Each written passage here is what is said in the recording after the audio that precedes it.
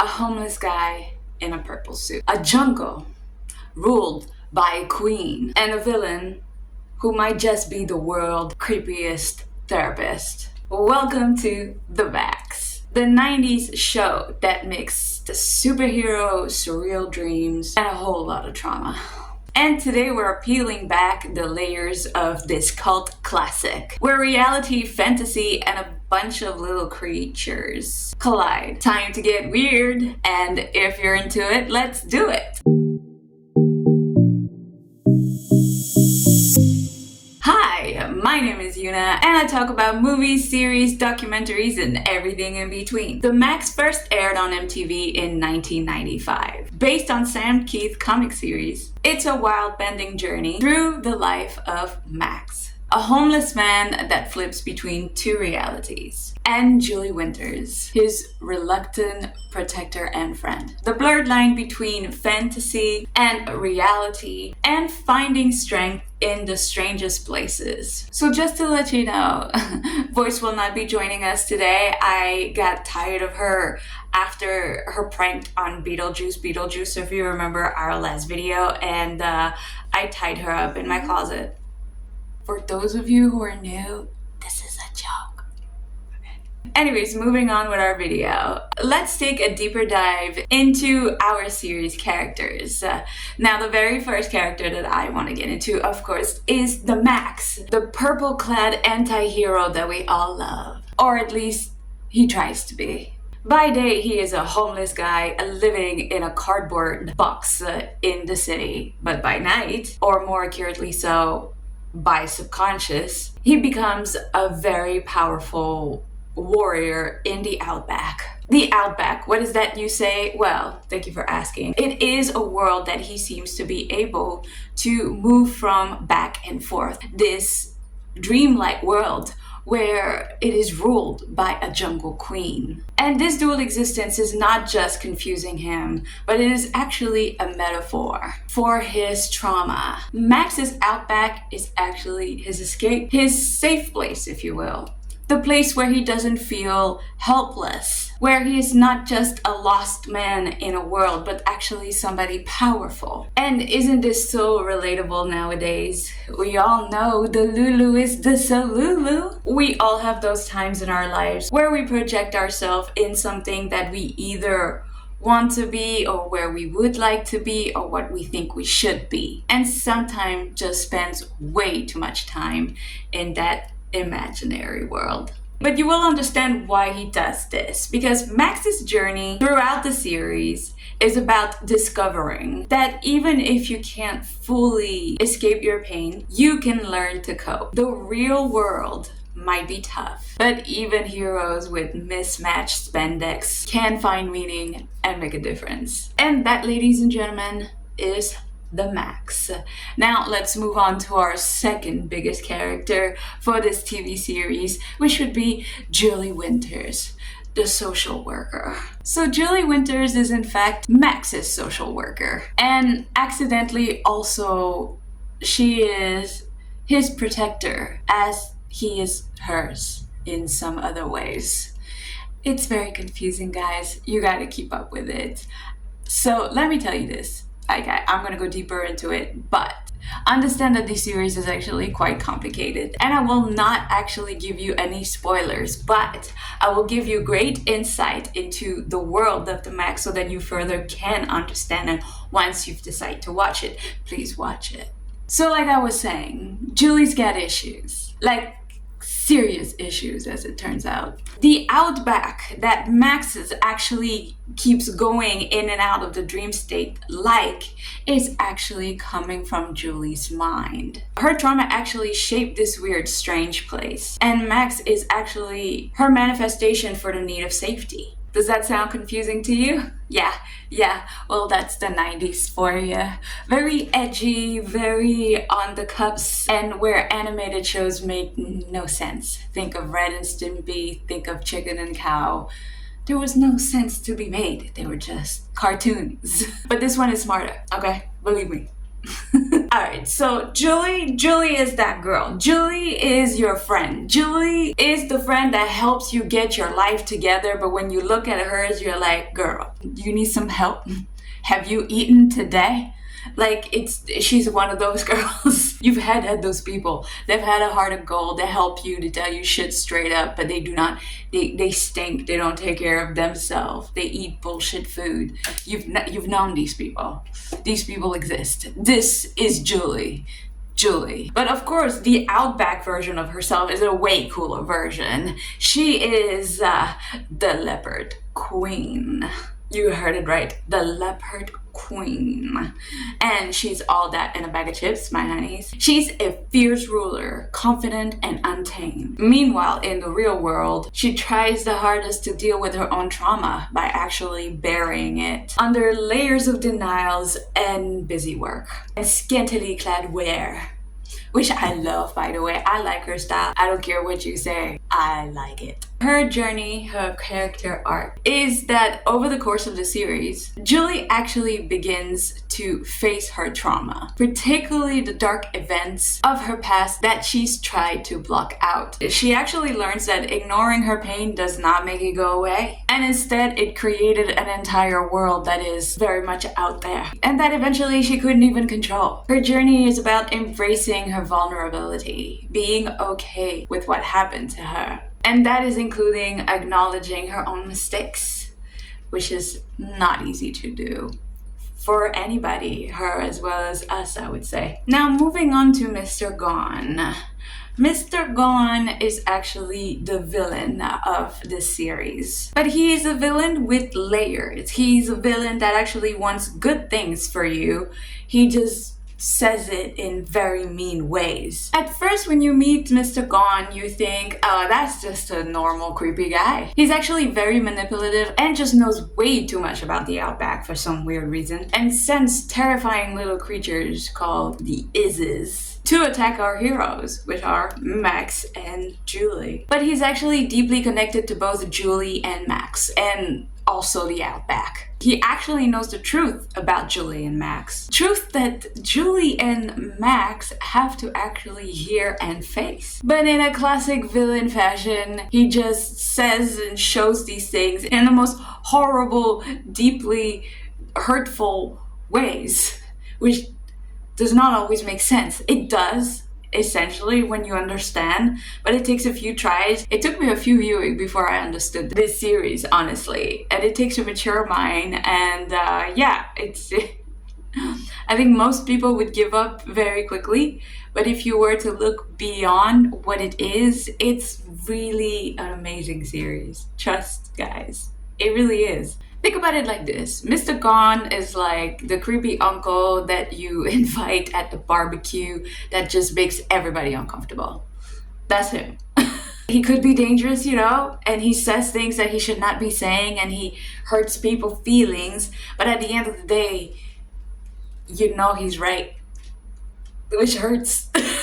Because you see, Mr. Gone is a complex character. He both guides and torments our heroes. He forces Julie to face her traumas and to understand the Outback and to acknowledge the truth about the Outback. And ultimately, that twist is in the reality of Maxx, who also is part of the Outback, but he's only part of the Outback because of Julie. And it actually does not do good for him because he should be in his own Outback instead of being in Julie's. And I know if you haven't seen this, it does not make sense, but I'm hoping that if you haven't seen this and you listen to this until the end, you actually want to see this because it is mind-blowing. Mind-blowing. Anyways, looking into our last character, I promise this is our last character, and then I will talk a little bit more about the stories.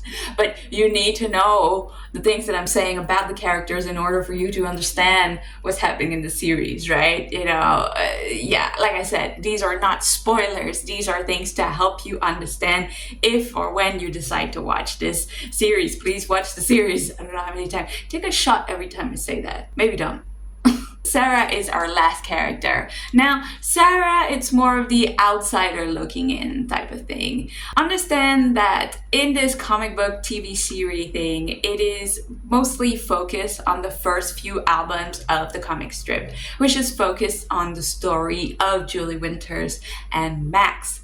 But later on, we actually focus on Sarah, but Sarah is already introduced in these earlier, and she's a wonderful character. She is my favorite character. She wants to be a writer. And I love that about her. Sarah is actually Julie's neighbor. She's basically a teenager struggling with life. Sarah doesn't seem to be able to find herself. Her storyline is actually quite heartbreaking and very relatable if you remember those teenage years. She feels lost, invisible, and completely disconnected from the world. And somehow she gets caught up in Max's and Julie's bizarre world. Sarah in many ways could be represented by the audience, kind of like I said, the outsider looking in, trying to make sense of the strange, confusing world that she's being dragged into. But through Maxx and Julie, she actually learns that she's not alone in her pain. But by the end of the series, Sarah begins to grow out of her shell, finding her own strengths and realizing that it's okay not to have everything figured out, which I wish is something that people would have heard when they were teenagers, because I know that that's something that I never cared for. I always thought that things come to you in due time. But I've known many people in my life, when they were that age, they felt very pressured to, be the best at everything, to get a career, to get things that were like, yo, you're 17. You're okay. You don't have to have everything figured out. You'll be fine. So here it is that I'm going to do a brief recap of the TV series. Now this is brief, it is in no way detailed. It is, like I said, a synopsis to be able for you to like it, for you to be invested, but not have any spoiling happening, but for you to understand what is also happening if and when you decide to watch it. We open up the series with getting to know Maxx and Julie's relationship, setting up their weird dynamics. Maxx doesn't really understand why he is compelled to protect Julie. It's instinctual. Like he's been assigned this job from like some weird cosmic therapist person. As the episode unfolds, we see Maxx trying to adapt to two worlds. Protecting Julie in the city, but while also being the hero, the warrior that is protecting his jungle queen in the outback. We get flashback into Julie's past, revealing that her outback isn't some random fantasy. It's directly tied to her experience and traumas, particularly her unresolved pain from childhood. Mid-series is when we learn about Mr. Gone and the connection that Julie and Maxx has, and how he is using the knowledge of her psyche to manipulate the situation in the most twisted ways. He forces Julie to confront her buried emotion, forcing us to wonder if he is really a villain or just a twisted catalyst she needs in order to grow. In the finale, Julie finally understands and accept her trauma and also the impacts that it has on Maxx and the outback. She realizes that facing her fears is the only way to break the unhealthy cycle. Maxx in turn begins to understand that his role isn't just to blindly protect Julie, but to be his own person beyond her imagination. Because ultimately, we have to be our own hero, right? Being there for others is good. It's awesome. You should do it. But you got to also be able to show up for yourself, right? You are your own person beyond the duties you think you have to do or be. Whether that's with a partner, a lover, a husband, a wife, a mom, a dad, etc. Yes, you are those things, but you are also there for you. Always remember that. There's a world outside of you, but there's also a world inside. And it also has to be taken care of, and it also has to be watered. You cannot be everybody else's hero. You have to be your own. This series very much represents something that I love, is that Maxx, Julie, Mr. Gone, and Sarah represents a different aspect of dealing with pain. Maxx hides in fantasy. Julie buries her trauma. Mr. Gone confronts it aggressively. And poor Sarah is just trying to find meaning in all of it. Together they weave a story about the messy, confusing, and sometimes absurd journey towards healing. And it was done flawlessly. I love this piece of work. I think if you look into it, like each time I look into this series, there's something new that I find, that it's connected to something else, that is connected to something else. It's an amazing watch, really. My thoughts on the video. Well, I love this series since I first seen it, guys. I love this series so much. I don't even know if I'm able to make it justice, honestly. It's such a difficult series to explain. Like previously I did La Planète Sauvage, right? Fantastic Planet. And this I just did like an actual recap of the whole thing.